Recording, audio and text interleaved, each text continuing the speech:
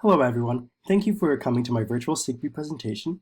My name is Princeton Vaughn and I'm a junior at Ohio Wesleyan University, and today I'm going to be presenting about my work entitled Location, testing the performance implications of morphological shifts in introduced urban lizards.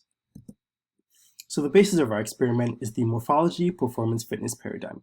Differences in morphology cause differences in performance ability, which then translate to differences in survivorship and reproductive rates, so a difference in fitness. In this basilisk's case, it has a unique foot morphology, which increases the surface area and allows it to perform the way it does, so to run on water. Environmental selective pressure can lead to the evolution of morphology. So suddenly changing environments and being faced with different selective pressures can cause morphological shifts in a population over time. We wanted to know if morphological traits in lizards evolve in response to new selective pressures, and if so, we wanted to know how those morphological shifts influence sprint performance in different environments. So that brings us to Podarcis moralis, the common wall lizard. So they are native to southern Europe and are very widespread and common throughout their large range. In the early 1950s, about 10 individuals were brought from Italy to Cincinnati, Ohio in the US and released. Today, their population has exploded into hundreds of thousands of individuals across urban Cincinnati and the surrounding areas. We have preserved specimens from the 1980s and live specimens which were caught over the summer. So the goal is to see if and how the invasive Podarcis moralis population has evolved over its time in the novel habitat of Cincinnati, and if those changes might be related to sprint performance. So we measured various body dimensions, as depicted here in this figure. For our sample size, we had 15 historical specimens and 27 current specimens, so for a total of 42 lizards. Here is a box plot of body size of historical and current lizards. So on the x-axis, we have our two groups, current lizards in gold and historical lizards in green. And the y-axis displays snout vent length, which is a measure of body size for lizards in millimeters. We found that body size is not different between historical and current lizards. This figure displays the differences between the two groups. So we scaled all measurements between we scaled all measurements to body size to prevent size bias, and we used a multivariate analysis to compare body dimensions.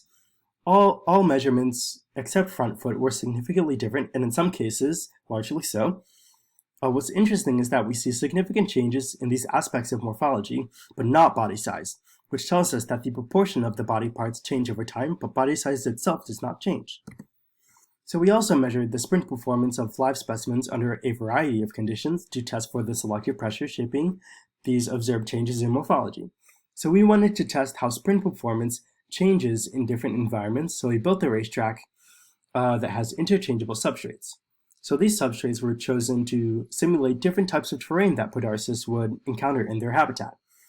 So we chose sandpaper, which is the purple substrate, to simulate concrete or other anthropogenic materials, artificial grass, which is the green, to simulate real grass, and cork bark, which is brown, to simulate wood. Another aspect of the racetrack is that we had obstacles, shown in the cork bark racetrack, as you can see, and we could put on or take off these obstacles off of the racetrack to test how these lizards can maneuver around them. We also tested these interactions under incline as well. So we had two possible levels of incline, a flat 0-degree incline and a 30-degree incline. So we used a full factorial design of substrate type, incline level, and presence or absence of obstacles.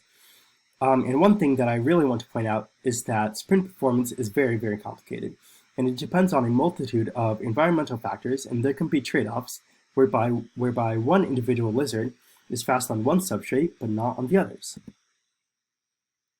So we analyzed the data to answer three main questions. First, we wanted to know under which conditions do lizards best perform, and this figure displays the speeds of lizards on either a flat track in gold or at an incline, at a 30-degree incline in blue. So speed is displayed on the y-axis in meters per second.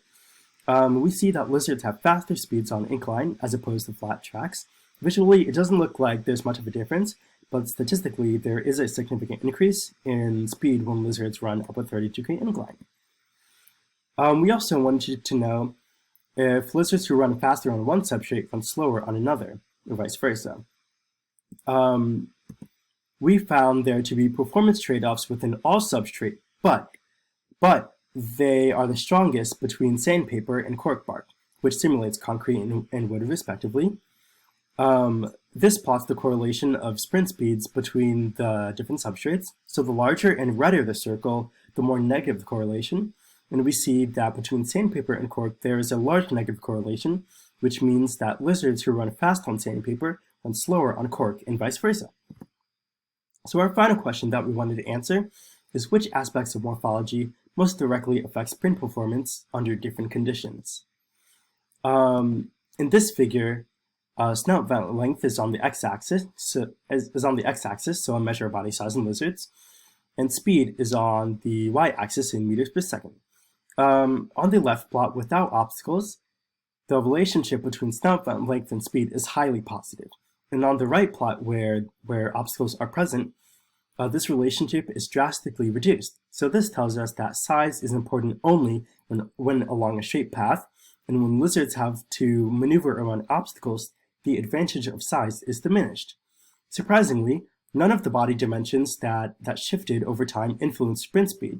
So this suggests that morphological shifts are either non-adaptive or influenced by another selective pressure. So for our future work, we are hoping to perform another experiment to see how both clinging ability and climbing performance interact with morphology.